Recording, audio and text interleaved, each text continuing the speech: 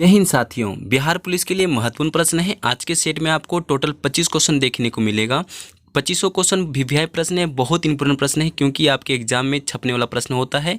ये revision class है, आप अब रिवीजन कर सकते हैं जीके जीएस का। देखिए 25 में से आपको कितना सही होता है कमेंट में आप लोग बता दीजिए लास्ट में, ठीक है। मेरा कितना सही और कितना गलत होता है समय ना बर्बाद करते हुए डायरेक्ट चलेंगे क्वेश्चन के ऊपर। सेशन अच्छा लगता है एक लाइक कर दीजिएगा, अपने चैनल को सब्सक्राइब भी कर दीजिए न्यू है तो, ठीक है। अपने दोस्तों को शेयर जरूर कीजिए जो कि बिहार पुलिस से तैयारी करते होंगे। समय ना कमाते हुए डायरेक्ट चलेंगे क्वेश्चन के ऊपर। देखिए पहला प्रश्न क्या कहता है, इसका जो है राइट आंसर क्या होता है कमेंट में बता दीजिएगा सभी, ठीक है। पहला प्रश्न कहता है कि रजनामा जो है फारसी अनुवाद में था, इसका जो है राइट आंसर क्या होता है कमेंट में सभी बता दीजिएगा। प्रश्न कहता है कि रजनामा जो है फारसी अनुवाद में था, इसका राइट आंसर क्या होता है कमेंट में सभी बता दीजिएगा। देखिए रजनामा जो है महाभारत का फारसी अनुवाद है, इसका जो है right answer option number C हो जाता है। महाभारत सभी याद रखेगा, इसका जो ऑप्शन नंबर सी होता है। रजनामा जो है फारसी अनुवाद का था, इसका सभी याद रखेगा, बहुत इंपॉर्टेंट प्रश्न था। देखिए कुछ पॉइंट है, पॉइंट को देख लीजिए। इसका पॉइंट क्या कर रहा है, देखिए पूछा जा रहा है कि पंचतंत्र जो है फारसी भाषा में अनुवाद अब्दुल फजल ने किया था, इसका जो है राइट आंसर सभी याद रखेगा। प्रश्न कहता है कि जो है पंचतंत्र जो है फारसी भाषा में अनुवाद अब्दुल फजल ने किया था, इसका सभी याद रखेगा, ठीक है। देखिए नंबर 2 पॉइंट में कहता है कि हाजिरी जो है इब्राहिम सरदी ने अर्थवेद का फारसी अनुवाद में क्या था, सभी याद रखिए। देखिए पूछा जा रहा है कि हारजी जो है हारजी इब्राहिम सरदी जो है अर्थवेद का क्या था, वो फारसी अनुवाद में क्या था, सभी याद रखिएगा। राज तरंगी जो है फारसी अनुवाद में किसने किया था, मुल्ला शाह मोहम्मद ने किया था। राज तरंगी जो है फारसी अनुवाद में क्या था, कुछ किसने किया था, मुल्ला शाह मोहम्मद, ठीक ना, मोहम्मद ने किया था। लीलावती जो है लीलावती का फारसी अनुवाद में क्या था, फैजी ने किया था। किसने किया था, फैजी ने किया था, सभी याद रखिएगा, ठीक है। इसका अगले पॉइंट को देखिए, भगवत कह रहा है कि भगवत पुराण का जो फारसी अनुवाद में क्या था, टोडरमल ने किया था। किसने किया था, टोडरमल ने किया था, सभी याद रखिएगा, ठीक है। प्रश्न कहता है कि आपसे कि भगवत पुराण जो है फारसी अनुवाद किसने किया था, टोडरमल ने किया था। सारा प्रश्न को रिवीजन कर लीजिएगा, ठीक है। हम आगे और बढ़ते हैं। देखिए प्रश्न कहता है दूसरा नंबर में कि वह मुगल सम्राट जिसका 2 बार राज्य अभिषेक हुआ था, बता दीजिएगा कौन था वो। प्रश्न कहता है कि दूसरा नंबर का कि वह मुगल सम्राट जिसका 2 बार अभिषेक हुआ है वह कौन था, इसका जो है राइट आंसर क्या होता है कमेंट में सभी बता दीजिएगा। बहुत इंपॉर्टेंट प्रश्न और वीवीआई प्रश्न एग्जाम में आपको देखने को मिल सकता है ये प्रश्न, ठीक है। देखिए औरंगजेब के ऐसे मुगल शासक है जिसका 2 बार अभिषेक किया गया था। Aurangzeb option number D number होता है, औरंगजेब हो जाता है ऑप्शन नंबर डी, सभी याद रखिएगा। पूछा जाता है कि औरंगजेब ऐसे मुगल शासक था जिसका 2 बार राज्य अभिषेक हुआ था, बहुत इंपॉर्टेंट प्रश्न था। इसका कुछ पॉइंट है, पूछा जाता है आपसे कि चौसा का युद्ध जो है, चौसा युद्ध 25 जून 1539 ईस्वी में हुआ था। कब हुआ था, 25 जून 1539 ईस्वी में हुआ था। शेर खान एवं हुमायूं के बीच में हुआ था। इस युद्ध में जो है शेर खान जो था विजय हुआ था। पूछा जा रहा है इसमें से कौन जीता था, शेर खान विजय रहा था, सभी याद रखिए। एक रिपीट करते हैं, आप सभी याद कीजिए, आप लोग सभी बोलिएगा। 25 जून को 1539 ईस्वी में चौसा युद्ध हुआ था। इसमें से शेर खान और हुमायूं के बीच में युद्ध हुआ था। इनमें से विजय हुआ था कौन, शेर खान विजय हुआ था। दूसरा प्रश्न पूछा जाता है आपसे बिलग्राम का। देखिए यहाँ पे 17 मई होना चाहिए, यहाँ पे टाइपिंग था मिस्टेक, यहाँ पे 17 मई होगा, ठीक है, सभी याद रखिएगा। 17 मई 1540 ईस्वी में हुआ था, शेर खान एवं हुमायूं के बीच में। इस युद्ध में क्या हुआ था, हुमायूं पराजित हुआ था, सभी याद है कि हुमायूं क्या था, हार हुआ था इस युद्ध में। बिलग्राम युद्ध या कन्नौज के युद्ध 17 मई 1540 ईस्वी में हुआ था, शेर खान हुमायूं के बीच में। इनमें इस युद्ध में जो है हुमायूं पराजित हुआ था, सभी याद रखिएगा। देखिए इसका कुछ और है, हुमायूं जो लड़े हुए 4 प्रमुख युद्ध है, इन सभी को याद रखिएगा। हुमायूं द्वारा लड़े गए जो है 4 प्रमुख युद्ध है, इनमें से चारों प्रमुख को याद रखिएगा। पहला पर है देवरा युद्ध हुआ था 1531 में। चौसा हुआ था 17 जून 1539 को। बिलग्राम का युद्ध हुआ था 17 मई 1540 को। और सरहिंद हिंद जो है हुआ था 1555 ईस्वी में। चारों युद्ध याद रखिए, बहुत इंपॉर्टेंट प्रश्न था, इसको कॉपी में नोट कर लीजिएगा और याद कीजिएगा। आप लोग मेरे साथ एक बार बोलिए। हुमायूं द्वारा लड़े गए 4 प्रमुख युद्धों का क्रम है। देवरा का 1531 ईस्वी में हुआ था। चौसा युद्ध हुआ था 17 जून 1539 को। बिलग्राम का युद्ध हुआ था 17 मई 1540 को। और सरहिंद युद्ध हुआ था 1555 को। चारों युद्ध रखिए, बहुत इंपॉर्टेंट प्रश्न है। हम आगे की ओर बढ़ते हैं। ये सारा प्रश्न लूसेंट का है, लूसेंट का आप सभी रिवीजन कर क्लास चल रहा है, रिवीजन कीजिए आप सभी अच्छे से। और अंग्रेजों को सुनहरा फरमान कब प्रदान किया गया था। तीसरा नंबर का जो है राइट आंसर की बात है। 3 नंबर का प्रश्न कहता है कि और अंग्रेजों ने सुनहरा फरमान कब प्रदान किया था। 3 नंबर का जो है राइट आंसर क्या होता है सभी बता दीजिएगा, बहुत इंपॉर्टेंट प्रश्न है, ठीक है। का सुनहरा फरमान 1632 ईस्वी में गोलकुंडा के सुल्तान अब्दुल्ला कुबूत शाह के प्रदान ने किया था। इसका जो है राइट आंसर 1632 ईस्वी हो जाता है, सभी याद रखिएगा। 3 का जो है right answer option number B हो जाता है 1632 ईस्वी में। प्रश्न को रिवीजन करते हैं। पूछा जा रहा है कि सुनहरा फरमान का प्रदान किया था 1632 ईस्वी में, सभी याद रखिएगा, ठीक है। देखिए 4 का जो है राइट आंसर क्या था, 4 का देख लीजिएगा। पुर्तगालियों ने गोवा पर अधिकार कब किया था, इसका जो है राइट आंसर क्या होता है सभी बता दिए कमेंट में। प्रश्न कहता है कि पुर्तगालियों ने गोवा पर अधिकार कब किया था, सभी इसका जो है राइट आंसर बता दीजिए कमेंट में, ठीक है। पुर्तगालियों ने गोवा पर अधिकार 1510 ईस्वी में किया था। इसका जो है right answer option number B, सभी याद रखिए, 1520 में हुआ था, सभी याद रखिएगा।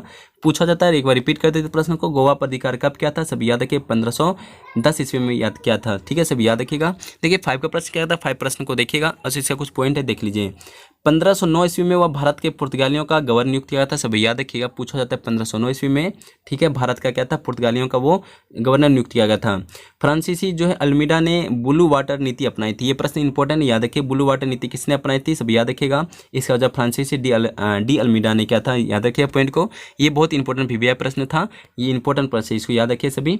ठीक है, हम आगे की ओर बढ़ते हैं। देखिए प्रश्न 5 में कहता है कि सतलज, चिनाब और रावी निम्न में से किसकी सहायक नदी है? इसको जो है 5 नंबर का जो है राइट आंसर क्या होता है बता दीजिएगा। प्रश्न को अच्छे से समझिए। सतलज नदी और चिनाब और रावी जो निम्नलिखित में से किसका सहायक नदी है? इसका जो है राइट आंसर क्या होता है 5 का, सभी कमेंट में छाप दीजिएगा। प्रश्न कहता है कि सतलज जो है, सतलज, चिनाब और रावी सिंधु की सहायक नदी है। इसका जो ऑप्शन नंबर सी हो जाता है, सिंधु नदी। सभी याद रखिएगा, बहुत इंपॉर्टेंट प्रश्न था। इसका जो है सिंधु हो जाता है। आगे की ओर बढ़ते हैं। इसका कुछ पॉइंट है तो पॉइंट को देख लीजिएगा, पॉइंट नहीं हाँ है, देख लीजिए। पूछा जा रहा है कि 5 में गंगा नदी की सहायक नदियों कौन कौन है? गंगा नदी को पूछा जाता है सहायक नदी, इसका हो जाता है यमुना, गंडक और बूढ़ी गंडक और महानंदा। इस प्रश्न को सभी याद रखिए। पूछा जाता है गंगा नदी की सहायक नदी कौन कौन सी है? यमुना नदी है, गंडक है, बूढ़ी गंडक हो जाता है, महानंदा हो जाता है। ये इंपॉर्टेंट प्रश्न था, इसको कॉपी में नोट कर लीजिए वीडियो को रोक के। देखिए आगे को पढ़िए। 6 नंबर का प्रश्न कहता है पृथ्वी का एकमात्र प्राकृतिक उपग्रह, इसका सभी को पता ही होगा, इसका राइट आंसर क्या होता है? प्रश्न कहता है कि पृथ्वी का एकमात्र प्राकृतिक उपग्रह कौन है? इसका जो है राइट आंसर क्या होता है, सभी बता दिए। 6 का जो है राइट आंसर क्या होता है? देखिए इसका जो है राइट आंसर ऑप्शन डी चंद्रमा हो जाता है। याद रखिए, इसका जो है राइट आंसर डी नंबर हो जाता है। पृथ्वी का एकमात्र प्राकृतिक उपग्रह हो जाता है चंद्रमा, सभी याद रखिए। 6 जो है राइट आंसर डी नंबर होगा। देखिए 7 का प्रश्न क्या आता है, 7 का प्रश्न को देखिएगा। स्वेज नौ परिवहन नहर भूमध्य सागर को किसके साथ जोड़ा जाता है? इसको याद रखिए। 7 का जो है राइट आंसर क्या होता है? बहुत इंपॉर्टेंट प्रश्न, इसको याद रखिए सभी। ठीक है, देखिए प्रश्न को ये रिपीट कीजिए। 7 नंबर प्रश्न कहता है स्वेज नहर जो है, स्वेज नो परिवहन नहर भूमध्य सागर को किसके साथ जोड़ता है? इसका जो है राइट आंसर क्या होता है, इसे बता दीजिएगा। ठीक है, देखिए इसका कहता है कि स्वेज नौ परिवहन नहर भूमध्य को लाल सागर से जोड़ता है। इसका जो है राइट आंसर लाल सागर हो जाता है, सभी याद रखिएगा। ऑप्शन नंबर डी हो जाता है लाल सागर। बहुत इंपॉर्टेंट प्रश्न है। स्वेज नौ परिवहन नहर भूमध्य सागर को किसके साथ जोड़ा जाता है? तो लाल सागर हो जाता है, राइट आंसर सभी याद रखिएगा। बहुत इंपॉर्टेंट प्रश्न था, इसको याद रखिएगा। देखिए प्रश्न को और याद रखिएगा। ये नहर जो अफ्रीका को एशिया महाद्वीप से अलग करती है, स्वेज नहर जो है ये नहर अफ्रीका और एशिया महाद्वीप को अलग करता है, याद रखिए पॉइंट को। एक पॉइंट और समझ लीजिए, स्वेज नहर एक कृत्रिम समुद्र स्तरीय जलमार्ग है। इस पॉइंट को कॉपी में नोट कर लीजिए सभी, बहुत अच्छा पॉइंट है। पूछा जा रहा है कि स्वेज नहर एक कृत्रिम समुद्र स्तरीय जलमार्ग है, यह अच्छा प्रश्न था, सभी याद रखिएगा। देखिए एक प्रश्न को और याद रखिए। प्रशांत महासागर हो जाता है, ये सबसे बड़ा महासागर है। प्रशांत महासागर सबसे बड़ा महासागर है, सभी याद रखिएगा।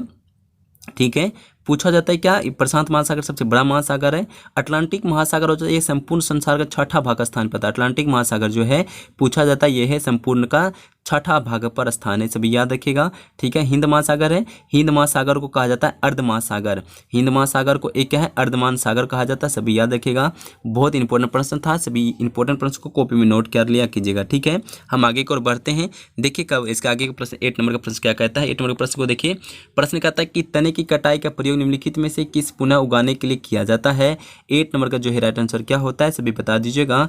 बहुत इंपॉर्टेंट प्रश्न है। तने की कटाई का प्रयोग निम्नलिखित में से किससे पुनः उगाने के लिए किया जाता है? इसका जो है राइट आंसर क्या होता है? तने की कटाई का प्रयोग निम्नलिखित में से गन्ना पुनः उगाने के लिए किया जाता है। इसका जो है right answer option number D गन्ना हो जाता है, सभी याद रखिएगा। ऑप्शन नंबर डी गन्ना हो जाता है। देखिए 9 नंबर का प्रश्न क्या कहता है। 9 नंबर प्रश्न को देखिएगा। भारत के महान्यवादी की नियुक्ति कौन करता है? 9 का प्रश्न कहता है कि भारत के महान्यवादी की नियुक्ति कौन करता है? 9 नंबर का प्रश्न क्या कहता है, इसको सभी बता दिए कमेंट में, बहुत इंपॉर्टेंट प्रश्न है। ठीक है, देखिए प्रश्न कहता है कि भारत के महान्यवादी की नियुक्ति कौन करता है? इसका जो है राइट आंसर भारत के महान्यवादी नियुक्ति राष्ट्रपति करता है। इसका बहुत इंपॉर्टेंट प्रश्न था, ऑप्शन नंबर बी हो जाता है, सभी याद रखिएगा, राष्ट्रपति करता है। देखिए हम आगे के प्रश्न को देखते हैं। 10 नंबर का प्रश्न कहता है कि भारत का राष्ट्रपति अपना त्यागपत्र किसे सौंपता है? 10 नंबर का जो है राइट आंसर क्या होता है? सारा प्रश्न पॉलिटी का था, पॉलिटी का देखिएगा आप सभी। ठीक है, देखिए 10 का प्रश्न एक बार रिपीट करते हैं। भारत के राष्ट्रपति अपना त्यागपत्र किसे सौंपता है? इसका जो है राइट आंसर क्या होता है, बता दीजिएगा। देखिए इसका जो उपराष्ट्रपति हो जाता है ऑप्शन नंबर सी नंबर हो जाता है, उपराष्ट्रपति, सभी याद रखिएगा। इसका जो है राइट आंसर उपराष्ट्रपति हो जाता है। भारत का राष्ट्रपति अपना त्यागपत्र उपराष्ट्रपति को सौंपता है, इसका बहुत अच्छा प्रश्न था, याद रखिएगा। राष्ट्रपति को नियुक्ति कौन करता है? शपथ ग्रहण कौन कराता है? सभी याद रखिएगा। इसका जो कमेंट आप सभी बता दीजिए। आपसे ये प्रश्न पूछा जा रहा है कि राष्ट्रपति को नियुक्ति पत्र जो है शपथ ग्रहण कौन करवाता है, सभी आप बता दीजिए कमेंट में। ठीक है, हम आगे की ओर बढ़ते हैं। देखिए इसका जो है प्रश्न 11 नंबर का प्रश्न क्या कहता है, देखिए राज्य मंत्री परिषद किसके प्रति उत्तरदायी होता है, इसका जो है राइट आंसर क्या होता है 11 नंबर का, सभी बता दीजिएगा। प्रश्न कहता है कि राज्य मंत्री परिषद जो है मंत्री परिषद किसके प्रति उत्तरदायी होता है, 11 नंबर का राइट आंसर क्या होता है। राज्य मंत्रिपरिषद विधानसभा के प्रति उत्तरदायी होता है, इसका जो है right answer option number C हो जाता है। सभी याद रखिए विधानसभा के प्रति उत्तरदायी होता है राज्य मंत्री, ठीक है, मंत्रिपरिषद। सभी याद रखिए 12 नंबर का प्रश्न क्या कहता है, 12 नंबर का देखिएगा भारत के महानिवादी को कौन हटा सकता है। 12 का प्रश्न कहता है कि भारत के महानिवादी को कौन हटा सकता है। 12 नंबर का जो है राइट आंसर क्या होता है, सभी कमेंट में छाप दीजिएगा, ठीक है। देखिए इसका जो है एक बार रिपीट कर देते प्रश्न को, भारत के महानिवादी को कौन हटा सकता है, इसका जो है राइट आंसर होता है राष्ट्रपति हटा सकता है। इसका जो ऑप्शन नंबर ए राष्ट्रपति महानिवादी को हटा सकता है, सभी याद रखिएगा ऑप्शन नंबर ए हो जाता है। कुछ पॉइंट को अनुच्छेद पूछा जा रहा है 76 के तहत में भारत के महानिवादी को पद से प्रावधान के संविधान के अनुच्छेद 76 में ही भारत के महानिवादी के पद का प्रावधान है। सभी पूछा जाता है कि प्रधान किस अनुच्छेद में, तो 76 में है, सभी याद रखिएगा ऑप्शन नंबर इसका जो ऑप्शन नंबर सी हो जाता, ए नंबर होता है राष्ट्रपति, सॉरी सी नंबर नहीं हो, ए नंबर होगा राष्ट्रपति होगा। देखिए 13 का प्रश्न क्या आता है, 13 नंबर प्रश्न को देखिएगा। 13 प्रश्न कहता है राज्यसभा का सदस्य निर्वाचित होने के लिए आवश्यक न्यूनतम उम्र सीमा कितनी होती है, बता दीजिएगा सभी। प्रश्न कहता है कि 13 में राज्यसभा का सदस्य निर्वाचित होने के लिए आवश्यक न्यूनतम आयु उम्र कितना सीमा होता है, सभी बता दीजिएगा दोस्तों। बहुत अच्छा प्रश्न था, ठीक है। देखिए इसका जो है right answer option number B number हो जाता है, 30 वर्ष हो जाता है। ऑप्शन नंबर बी नंबर होगा 30 वर्ष। एक बार प्रश्न को रिपीट करते हैं, राज्यसभा का सदस्य निर्वाचित होने के लिए आवश्यक न्यूनतम आयु उम्र सीमा 30 वर्ष होता है, सभी याद रखिएगा। पूछा जाता है कि राज्यसभा संरचना का अनुच्छेद 80 में देख रखा है, राज्यसभा भारतीय संसद का द्वितीय या उच्च सदन भी कहा जाता है, सभी याद रखिए इस प्रश्न को, बहुत अच्छा प्रश्न है, ठीक है। हम आगे की ओर बढ़ लेते हैं। देखिए 14 प्रश्न कहता है कि भारत के राष्ट्रपति को पद से कौन हटा सकता है। 14 नंबर का प्रश्न कहता है कि भारत के उपराष्ट्रपति राष्ट्रपति को पद से कौन हटा सकता है। 14 का जो है राइट आंसर क्या होता है, बता दीजिएगा, ठीक है।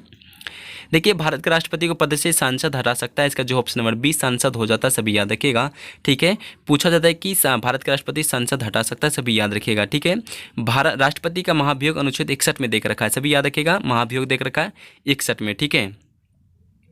15 प्रश्न कहता है कि अनुच्छेद 370 का संबंध किस राज्य से विशेष प्रावधान से है, इसका जो है राइट आंसर क्या होता है, सभी बता दीजिए। 15 का राइट आंसर क्या होता है, अनुच्छेद 370 का संबंध जो है किस राज्य के विशेष प्रावधान से, इसका जो है राइट आंसर जम्मू कश्मीर हो जाता है, ऑप्शन नंबर सी, सभी याद रखिएगा। 16 का प्रश्न क्या कहता है, 16 प्रश्न को देखिएगा, श्वेत क्रांति का संबंध किस क्षेत्र से, इसका जो है राइट आंसर 16 का क्या होता है, बता दीजिएगा। श्वेत क्रांति का संबंध किस क्षेत्र से है, 16 का जो है राइट आंसर क्या होता है, बताते चलिएगा, बहुत अच्छा प्रश्न है, ठीक है। श्वेत क्रांति का संबंध दूध से है, सभी याद रखिए, ऑप्शन नंबर ए हो जाता है, दूध से संबंधित है, ऑप्शन नंबर ए हो जाता है 16 का, सभी याद रखिएगा, ठीक है। हम आगे की ओर बढ़ते हैं। देखिए 17 नंबर प्रश्न कहता है कि रेशम किससे उत्पन्न होता है, इसका जो है 17 नंबर का प्रश्न क्या कहता है, बता दीजिएगा। रेशम जो है किससे उत्पन्न होता है, इसका जो है राइट आंसर क्या होता है, बता दीजिएगा, ठीक है। देखिए इसका जो ऑप्शन नंबर सी होता है रेशम के कीड़े के लावा से होता है, सभी याद रखिए, ऑप्शन नंबर सी नंबर हो जाएगा, या राइट 17 नंबर का right answer option number C होता है, सभी याद रखिएगा। 18 का प्रश्न क्या कहता है, 18 प्रश्न को देखिएगा, दूध के फटने पर कौन सा एसिड उत्पन्न होता है, इसको बता दिए, राइट आंसर क्या होता है। प्रश्न कहता है कि दूध के फटने पर कौन सा एसिड उत्पन्न होता है, 18 नंबर का जो है राइट आंसर क्या होता है, बता दीजिएगा, बहुत अच्छा प्रश्न है, ठीक है। देखिए इसका जो है राइट आंसर हो जाता है दूध के फटने पर लैक्टिक एसिड उत्पन्न होता है, ऑप्शन नंबर सी, सभी याद रखिएगा, ऑप्शन नंबर लैक्टिक एसिड हो जाता है, सभी याद रखिएगा। कुछ एसिड का नाम बताते हैं आप लोग, कार्बनिक अम्ल के बारे में बताते हैं, आप समझिएगा। लैक्टिक अम्ल जो है दूध में मिलता है, टार्टरिक अम्ल इमली में, एसिटिक अम्ल हो जाता है फलों के रसों में, फॉर्मिक अम्ल हो जाता है लाल चींटी में, साइट्रिक अम्ल हो जाता है खट्टे फलों में, बेंजोइक अम्ल हो जाता है घास के पत्ते मूत्रों में, ऑल्जेलिक अम्ल जो हो जाता है टमाटर में, सब याद रखें। गुलमेटिक अम्ल हो जाता है गेहूं में। ये सारा प्रश्न को रोक रोक के लिख लीजिएगा, ठीक है। 19 नंबर प्रश्न क्या आता है, 19 नंबर प्रश्न को देखिएगा, 19 नंबर प्रश्न को देखिएगा, किस रक्त वर्ग के व्यक्ति को स्वरदाता या यूनिवर्सल डोनर भी कहलाते हैं, इसका जो है राइट आंसर क्या होता है, 19 नंबर का बता दीजिए कमेंट में, ठीक है। ओ जो है रक्त समूह व्यक्ति को यूनिवर्सल डोनर भी कहते हैं, इसका जो है right answer option number C ओ हो जाता है, सभी याद रखिएगा। इसका जो है बहुत इंपॉर्टेंट प्रश्न था, option number A C number होता है ओ, सभी याद रखिएगा। देखिए हम लोग आगे की ओर बढ़ते हैं। 20 नंबर प्रश्न क्या आता है, 20 नंबर प्रश्न को देखिएगा। 20 प्रश्न कहता है कि संतरे किस में प्रबल हो स्रोत है, इसे बता दीजिएगा, संतरे किसके प्रबल स्रोत है। 20 नंबर का जो है राइट आंसर क्या होता है, इसे बता दीजिएगा, ठीक है। संतरे जो विटामिन के प्रबल स्रोत है, इसका जो है ऑप्शन नंबर डी विटामिन हो जाता है, सभी याद रखिएगा। संतरे जो है किसके प्रबल स्रोत होता है, विटामिन हो जाता है, ऑप्शन नंबर डी, सभी याद रखिएगा। 21 का प्रश्न क्या कहता है, 21 को देखिएगा, इनमें से कौन सा रोग मच्छरों से होने वाला रोग नहीं है, बता दीजिएगा। 21 का प्रश्न कहता है कि इनमें से कौन सा रोग जो मच्छरों से होने वाला रोग नहीं है, 21 का राइट आंसर क्या होता है, ठीक है। इसका जो है राइट आंसर होता है मच्छरों से होने वाला रोग घेघा रोग नहीं है, इसमें से ऑप्शन नंबर डी नंबर हो जाएगा, घेघा रोग हो जाता है। ठीक है, ये आयोडीन के नमक से घेघा रोग होता है, सभी याद रखिएगा। मच्छरों से होने वाला रोग नहीं है, इनमें से घेघा रोग है, सभी याद रखिएगा। ठीक है, 22 का प्रश्न कहता है कि पालक के पत्ते किसके प्रबल स्रोत होता है, इसका जो है राइट आंसर क्या होता है 22 का बता दीजिएगा सभी।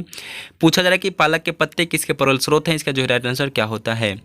पालक के पत्ते में आयरन Fe सर्वाधिक प्रबल स्रोत होता है, इसका जो है सबसे अधिक मिला जाता है आपको iron, option number B number हो जाएगा। पालक के पत्ते में आयरन मिलता है सबसे अधिक, सभी याद रखिएगा। देखिए विटामिन ए जो प्रबल स्रोत है तो गाजर में, गाजर की प्रचुर मात्रा में कैरोटीन पाया जाता है। विटामिन ई का स्रोत है तेल, गेहूँ, अंडे, ठीक है, सोयाबीन आदि मिलता है विटामिन ई में। देखिए आगे की ओर बढ़िए, 23 का प्रश्न क्या कहता है 23 का देखिएगा। दांत क्षय का कारण है, क्या कारण है बता दीजिए। 23 का राइट आंसर क्या होता है। दंत क्षय का कारण है बता दीजिए। 23 का राइट आंसर क्या होता है। दंत क्षय का कारण होता है बैक्टीरिया और जनित संक्रमक, इसका जो है right answer option number C, bacteria जनित संक्रमक हो जाता है, सभी याद रखिएगा। ऑप्शन नंबर सी होता है 23 का, सभी याद रखिएगा। 24 का प्रश्न क्या कहता है, देखिए 24 का प्रश्न कहता है एंटीटॉक्सिन का इंजेक्शन किसकी रोकथाम के लिए दिया जाता है। 24 का राइट आंसर क्या होता है। देखिए 24 का प्रश्न कहता है कि एंटीटॉक्सिक जो है टॉक्सिन इंजेक्शन किसके रोकथाम के लिए दिया जाता है। 24 का राइट आंसर क्या होता है बता दीजिएगा। ठीक है, देखिए इसका जो है राइट आंसर हो जाता है टिटनेस हो जाता है, ऑप्शन नंबर ए, टिटनेस के लिए दिया जाता है, सभी याद रखिएगा। ऑप्शन नंबर ए हो जाता है। रिपीट करते प्रश्न को, एंटीटॉक्सिन का इंजेक्शन टिटनेस की रोकथाम के लिए दिया जाता है, सभी याद रखिए। बहुत अच्छा प्रश्न था। देखिए लास्ट क्वेश्चन बताइए, 25 का प्रश्न कहता है क्या अल्बर्ट आइंस्टीन थे एक प्रसिद्ध, क्या थे वो बता दीजिए। 25 का राइट आंसर क्या होता है। पूछा जाता है कि अल्बर्ट आइंस्टीन एक प्रसिद्ध थे, इसका क्या है राइट आंसर क्या होता है। देखिए अल्बर्ट आइंस्टीन एक प्रसिद्ध भौतिकी शास्त्री थे, इसका जो है राइट आंसर सी नंबर हो जाता है। 25 का सभी बता दीजिए, भौतिक शास्त्री थे वो। ठीक है, सभी बताइएगा। ठीक है, देखिए एक क्वेश्चन और पूछ लेते हैं आप लोग से। 1921 में अल्बर्ट आइंस्टीन को प्रकाश विद्युत प्रभाव के लिए नोबेल पुरस्कार भी दिया गया था। याद रखिए नोबेल पुरस्कार कब दिया गया था अल्बर्ट आइंस्टीन को, 1921 में। बहुत अच्छा प्रश्न था। देखिए 25 में से आपका कितना सही होता है बता दीजिए कमेंट में। 25 में से कितना सही हुआ कितना गलत, तो आप लोग कमेंट बता दीजिएगा। सेशन कैसा लगा आप लोग लाइक एंड सब्सक्राइब भी कर दीजिएगा। सेशन अच्छा लगता है लाइक भी कर दिए, दोस्तों के साथ शेयर भी कर दीजिएगा और चैनल को सब्सक्राइब भी कर दिए। सभी को जय हिंद।